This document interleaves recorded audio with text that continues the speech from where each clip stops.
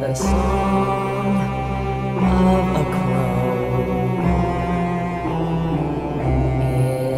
is a cry. Some say the cry of a crow is a lie.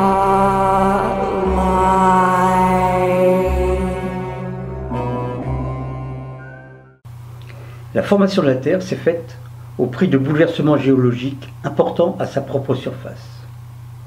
Cependant, d'autres éléments interstellaires ont eu une incidence considérable sur notre atmosphère. En effet, nous faisons partie d'un système galactique qui interagit sur notre environnement et principalement sur notre atmosphère, qui, je le rappelle, s'est adaptée petit à petit sur une période de 4,6 milliards d'années. L'atmosphère est constituée de 4 couches, qui chacune d'elles joue un rôle de protection contre l'activité solaire, qui émet 6 sortes de rayonnements différents, ainsi qu'un champ magnétique plus ou moins puissant selon les périodes d'activité du Soleil. Cependant, ce n'est pas la seule agression que reçoit notre planète. Des supernovas, des étoiles massives qui s'éteignent n'ayant plus d'énergie en leur centre. Elles explosent et émettent un rayonnement cosmique qui atteint la Terre à la vitesse de la lumière. Ce sont en partie les aurores boréales que l'on peut observer au pôle. Notre atmosphère s'est heureusement adaptée au fil des milliards d'années, en formant de 50 à 85 km d'altitude un champ magnétique nous protégeant, appelé la mésosphère. L'épaisseur de l'atmosphère est fluctuante. Elle varie de 350 à 800 km. Elle dépend en particulier de l'activité magnétique solaire.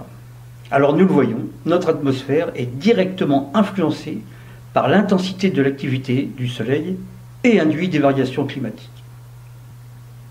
Depuis quelques années, un nouvel événement vient perturber l'équilibre de notre planète, le réchauffement climatique. Aujourd'hui, mondialement reconnue, la théorie du réchauffement climatique due uniquement au rejet de gaz carbonique dans l'atmosphère est privilégiée par les scientifiques du GIEC. Henrik Schwarzmark énonce un nouveau principe qui, sans remettre en cause cette affirmation sur le réchauffement climatique, affirme que ce n'est non seulement pas la seule raison, mais qui plus est, elle n'est pas la plus importante. Il remet en cause par la même occasion une vérité en affirmant que les nuages ne dépendent pas du climat, de la Terre, mais que c'est le climat qui dépend des nuages eux-mêmes, créés par le rayonnement cosmique émis par les étoiles. Dès 1997, sur la base d'études comparatives statistiques et scientifiques, qui ont pris en compte la variation de l'intensité du rayonnement cosmique des supernovas, la couverture nuageuse ainsi que les données océaniques des températures. Henrik Schwarzmark, avec son équipe, a relevé la corrélation entre ces 3 éléments qui ne pouvaient pas provenir du hasard. Pour autant, ces données n'étant pas discutables, elles furent l'objet de critiques virulentes de la part des climatologues du GIEC, partisans du dogme sur le réchauffement climatique, voyant ainsi leur schéma ébranlé et pourtant aujourd'hui mondialement accepté. Je vais vous parler du rayonnement cosmique. Ce sont des particules chargées d'énergie. Elles pénètrent dans l'atmosphère terrestre et on est même capable de les mesurer. Quand l'activité solaire est à son maximum, on constate que peu de rayons cosmiques pénètrent dans l'atmosphère terrestre. Ça s'explique par le fait que le Soleil a alors un champ magnétique très puissant. Les particules présentes dans l'espace galactique ont beaucoup de mal à entrer dans le système solaire. Il semble donc y avoir un lien entre les changements dans l'activité solaire et les changements de climat.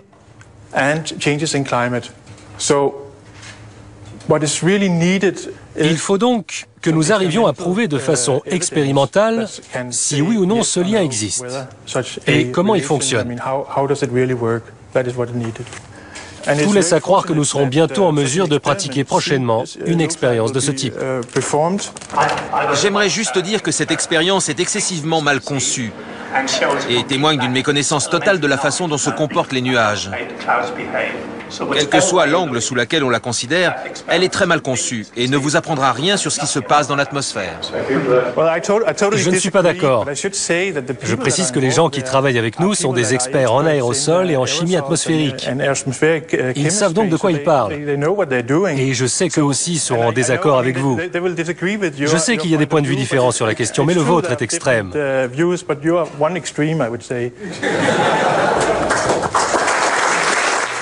Alors avant tout, commençons par comprendre comment se forment les nuages. L'air contient de la vapeur d'eau. Elle est invisible et légère. Et quand la température de l'atmosphère augmente, l'eau, sous forme gazeuse, se dilate. Et comme elle perd en densité, elle devient plus légère et s'élève alors dans l'atmosphère. En altitude, la pression atmosphérique et la température diminuent, alors la vapeur d'eau commence à saturer l'air. Les molécules contenues dans la vapeur d'eau se regroupent sous forme de petites gouttelettes, formant ainsi les nuages. L'explication est belle et pourrait sembler satisfaisante. Sauf qu'il manque un élément majeur à cette démonstration. Élément sans lequel la formation de ces gouttelettes d'eau serait impossible. C'est la présence de points d'accroche qu'on appelle noyaux de condensation. Ce sont les aérosols, des microparticules liquides ou solides, qui permettent aux molécules de la vapeur d'eau de s'assembler en gouttelettes et en cristaux pour former les nuages. C'est ce qu'on appelle la condensation. Et sans ces particules, les nuages ne peuvent pas se former. Alors jusqu'à présent, il était convenu de dire que les nuages se formaient par évaporation et se condensaient. Or, ce qui est démontré dans les travaux de cette équipe de scientifiques est la raison de cette condensation. Les rayons cosmiques sur les particules dans la condensation de la vapeur d'eau. Et sans cette influence sur ces particules appelées aussi aérosols ou noyaux de condensation, les nuages, et principalement ceux de basse altitude, ne se formeraient pas. Et c'est là le point de désaccord entre les scientifiques, car certains d'entre eux nient cette influence et réfutent les travaux qui leur sont présentés. Or, dans un premier temps, cette équipe a mis en évidence la corrélation des courbes graphiques des données sur l'intensité du rayonnement cosmique des étoiles, de la couverture nuageuse et des données de température océanique. Ces études seront plus tard appuyées par d'autres scientifiques. Alors, fort de ces constatations, ils ont mené pendant plus de 4 ans des expériences démontrant que les rayons cosmiques des étoiles massives ou supernovas contiennent des ions qui, en traversant notre atmosphère, modifient les aérosols de basse altitude et accentuent la formation de la masse nuageuse qui, à son tour, refroidit le climat. Il est évident que les nuages jouent un rôle important sur le climat. En effet, la couverture nuageuse recouvre en permanence entre 60 et 70% la surface de la Terre. Donc 40% sont des nuages de basse altitude, qui non seulement contiennent ces fameux aérosols, mais qui en plus renvoient le rayonnement solaire et qui, en diminuant le pouvoir de réflexibilité de la Terre, provoquent donc le refroidissement du climat. Alors pourtant, cette nouvelle démonstration, uniquement basée sur des statistiques, ne remettait pas en cause l'affirmation de l'incidence néfaste du gaz carbonique sur le réchauffement climatique de la planète, mais affirmait simplement que ce n'était pas la seule raison et que la régulation du climat sur la Terre provenait principalement de l'influence des éléments galactiques. Quoi qu'il en soit, pour valider cette théorie, il était nécessaire de s'appuyer sur des observations expérimentales, ce qui semblait une évidence et qui fut chose faite.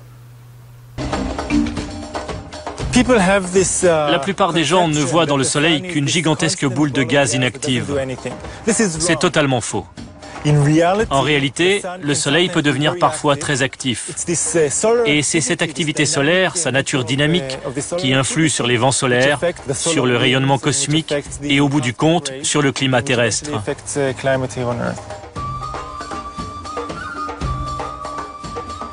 Les variations climatiques des dernières décennies, des derniers siècles et même des derniers millénaires peuvent être reconstruites grâce à différents points du globe. Nous sommes ici, là où il y avait autrefois la mer Morte. Il y a 20 000 ans, le niveau de la mer était bien plus élevé qu'aujourd'hui. Chaque année, des dépôts s'amoncelaient au fond de ce grand lac. On peut les voir ici. Les dépôts sombres correspondent aux hivers et les plus clairs aux étés.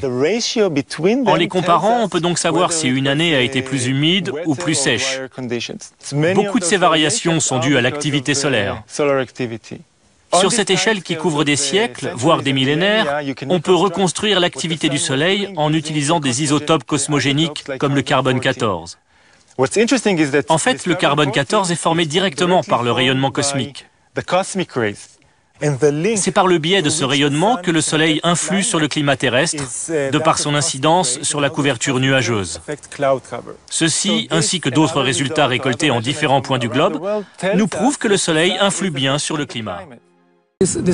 Cette idée de lien entre le rayonnement cosmique et les modulations de la couverture nuageuse est l'un des mécanismes les plus intéressants à étudier aujourd'hui. Les résultats des recherches menées au Danemark ont fait apparaître une très bonne corrélation entre la modulation des nuages et celle du rayonnement cosmique sur 50 ans. On voit bien ici que le champ magnétique du Soleil a une importance capitale. Ça permet de comprendre tout le cycle, et aussi la façon dont le Soleil a changé sur le long terme.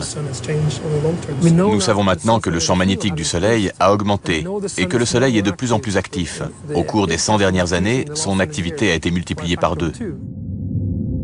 Le Soleil contrôle la quantité de rayonnement cosmique dans l'atmosphère grâce à l'étendue de son champ magnétique. Quand le Soleil est très actif, moins de rayons cosmiques peuvent entrer dans notre système. Et quand, au contraire, il est moins actif, il en pénètre plus. En période de forte activité solaire, il y a donc moins de nuages. Si les découvertes de Sven Smark se confirment, s'il ne se trompe pas, je pense que ça aura un impact très important sur toutes les discussions portant sur le climat. Car les nuages influent sur le climat, en bloquant le rayonnement. Maintenant, il faut entreprendre des recherches pour essayer de mieux comprendre ce mécanisme. C'est un sujet qui doit être pris très au sérieux. Il faut encourager les recherches dans ce sens.